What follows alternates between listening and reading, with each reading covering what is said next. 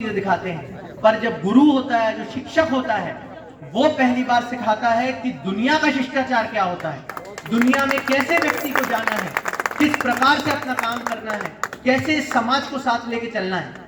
और आप हमसे क्या मांगते हैं? कुछ भी नहीं। और हम क्या दे सकते हैं आपको? आशीर्वचन तो उन्होंने बहुत ही गलत शब्द बोल दिया। हम आपसे कुछ, आज तक ऐसी कोई चीज नहीं है जो आपको दे सके। हमने जिंदगी भर आपसे सिर्फ लिया है। हम आपको सम्मान में सिर्फ आपसे आशीर्वाद भी आज लेंगे, हम आपको कुछ दे नहीं पाएंगे। यहाँ इतने सारे शिक्षक बैठे हैं, वैसे गुरुओं का तो पैर पड़ के ही सम्मान होता है, तो मुझे लगता है कि आज माँ सरस्वती के चरण वंदना जब हमने की है, तो हम सब, मतलब मैं तो आप सभी के लिए उम्मीद करूंगा कि आप सबका आशीर्वाद हमें, जैसे आपने अपने इतने सारे बच्चों को, पाठकों को दिया है।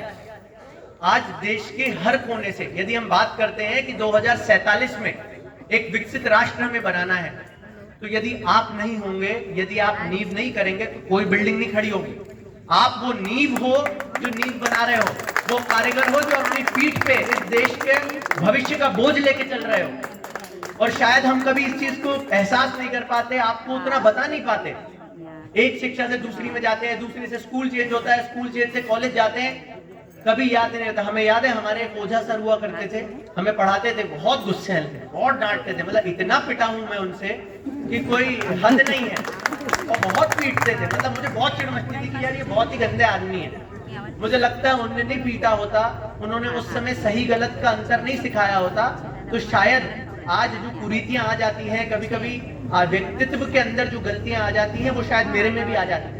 यदि आज मैं आपके सामने ईमानदारी से खड़ा हो पाता हूं, तो मुझे लगता है वो ओझा सर की पिटाई बहुत काम आती है। मैं उनको बता नहीं पाता, वो दुनिया में नहीं रहे। हमेशा का अफसोस रहेगा कि उनको एक बार बताया होता कि सर अच्छा मारा आपने, बढ़िया। मैं तो चाहूंगा मेरे बच्चे भी होंगे तो आप ही के पास भेजूंगा कि और मारो, इनको भी सिखाओ वो चीजें।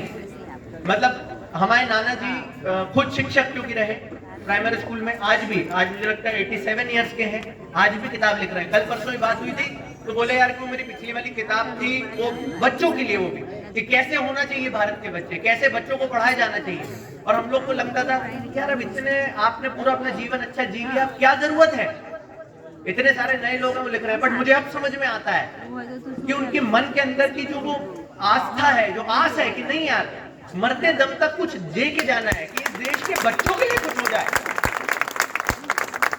वो हर बार बोलते हैं कि हमें बहुत गर्व है कि हमारे बच्चे बड़े बड़े पदों में हैं, ये हैं, फिर भी उन छोटे बच्चों के लिए किताब लिख रहे हैं जो शायद गांव के किसी कोने में बच्चा बैठा होगा कि उसको कैसे, जो अपना राइट टू एजुकेशन एक्ट आया था, बच्चों को आना चाहिए, हमें कभी नहीं पता था कि हमारे नाना जी उसको लिखने में एक कमेटी मेंबर थे, आज तक उन्होंने नहीं बताया।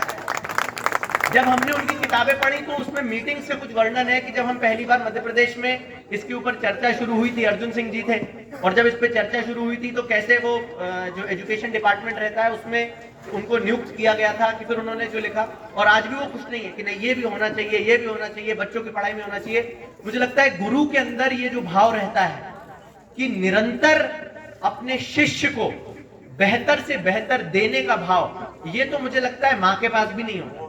मतलब हम माँ मानते हैं कि माँ अपने बच्चे को सब कुछ देती है, पर गुरु दे के आज तक कभी पूछता नहीं है कि अगली क्लास में चला गया वो बच्चा क्या कर रहा है। आप में से किसी ने आज तक नहीं पूछा होगा अपने बच्चों से जो कितने बड़े बड़े पदों पे बैठे होंगे कि भाई तुम कुछ हमें वापस भी तो ला के दो।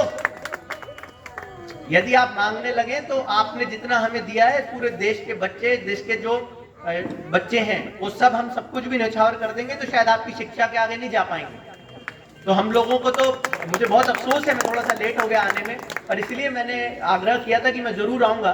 कि हम लोग बचपन में, जब बचपन में हम पले बड़े, जॉइंट फैमिली थी, दादी जी के साथ रहे हैं, तो रात में रोज वो 3-4 श्लोक रटवाती ही थी। मतलब उनको रहना, मतलब बाद में समझना, पहले तो श्लोक आना चाहिए तुम्हें। तो गुरुर ब्रह्मा गुरुर विष्णु गुरुर्देवो महेश्वरा गुरुर साक्षात परब्रह्मा तस्मै श्री गुरुदेव नमः। जब वो सिखाती थी मतलब नहीं पता था, नहीं समझ में भी नहीं आता था, पर यह था कि दादी ने बोला सोने से पहले 5 श्लोक गाने हैं, मतलब गाने हैं तो वो। पर आज समझ में आता है, दुनिया जगह जगह ढूंढ रही है, कभी मंदिरों में ढूंढ रही है, कभी अलग जगह ढूंढ रही है, पर जिस ब्रह्मा को, जिस महेश को हम ढूंढना चाह रहे हैं, वो स्कूल में हमारे सामने रोज आते हैं, रोज हमें डांटते हैं, रोज बेहतर आदमी बनाने का प्रयास करते हैं, कोशिश करते हैं। गीली मिट्टी के घड़े आते हैं, गीली मिट्टी आती है आपके पास, आप उसको पता नहीं कैसे करके अलग अलग